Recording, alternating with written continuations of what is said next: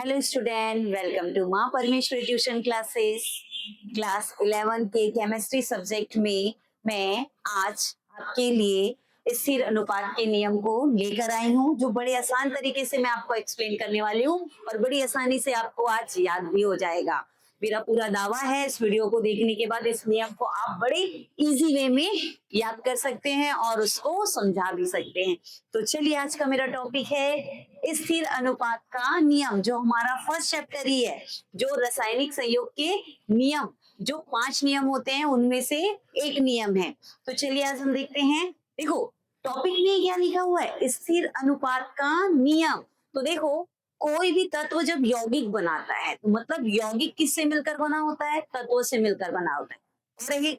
हर तत्व का द्रव्यमान होता है और उस तत्व का द्रव्यमान यौगिकों के लिए सदैव क्या होता है? समान होता है। कौन से नियम से? स्थिर अनुपात के नियम से। वर्डिंग में दिया ना स्थिर। स्थिर का मतलब है कोई भी यौगिक, जैसे मैं एग्जांपल ले लेती हूँ, जल। जल का फॉर्मूला क्या होता है? H2O। H2O क्या है बोलूंगी तो आप बोलोगे यौगिक है। और यौगिक किससे मिलकर बना है बोलूंगी? तत्व से। तो इसमें तत्व क्या है बोलूंगी तो हाइड्रोजन और ऑक्सीजन। मतलब जल 2 हाइड्रोजन और 1 ऑक्सीजन से मिलकर बना हुआ है। तो इनका द्रव्यमान क्या है? इनका द्रव्यमान, हाइड्रोजन 2 परमाणु से मिलकर बना है तो 2 परमाणु का द्रव्यमान कितना हो जाएगा? एक का हाइड्रोजन का द्रव्यमान होता है 1, तो 2 का कितना हो जाएगा? 2 हो जाएगा। और 1 ऑक्सीजन का द्रव्यमान कितना होता है? 16। अगर मैं इसको काट दूं तो क्या हो जाएगा? ये कितना हो जाएगा? 1:8 में कन्वर्ट हो जाएगा, अगर 2 के टेबल से आप क्या करते हो? काट देते हो। तो देखो बेटा, यहाँ पर क्या हो जाएगा कि ये जो स्थिर अनुपात का नियम होता है, इसमें ये नियम केवल यौगिकों के लिए काम करता है।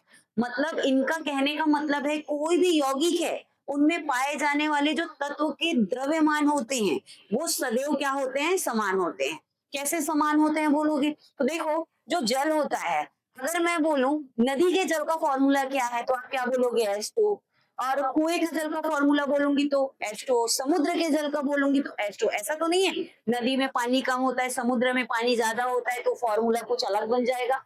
सभी के लिए जल का एक ही फॉर्मूला होता है H2O। तो जब H2O है तो इनका जो द्रव्यमान रहेगा वो सबके लिए समान होगा ना। नदी के लिए नहीं बदलेगा, ना तो झरने के लिए बदलेगा, ना तो आपके घर में रखे हुए जल के लिए बदलेगा। सभी के जल के लिए केवल एक ही फॉर्मूला है H2O और उनका द्रव्यमान एक ही होने वाला है। और वो द्रव्यमान क्या होने वाला है? 2:16 में ही रहने वाला है। इसका मतलब है, चलिए हम याद कर लेते हैं। क्या बोलेंगे? कोई भी यौगिक, और यौगिक में क्या उपस्थित होते हैं? तत्व, और तत्व का क्या है?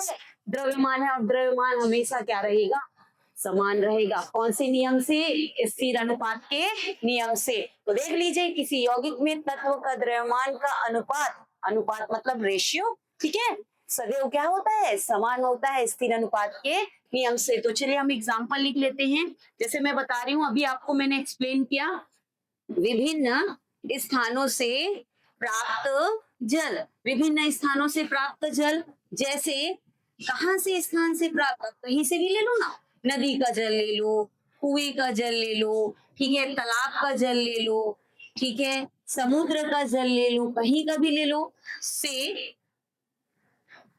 प्राप्त जल को शुद्ध करके विश्लेषण, एनालिसिस, विश्लेषण किया जाता है तो जल के प्रत्येक नमूने में हाइड्रोजन और ऑक्सीजन का द्रव्यमान 2:16 या 1:8 होता है।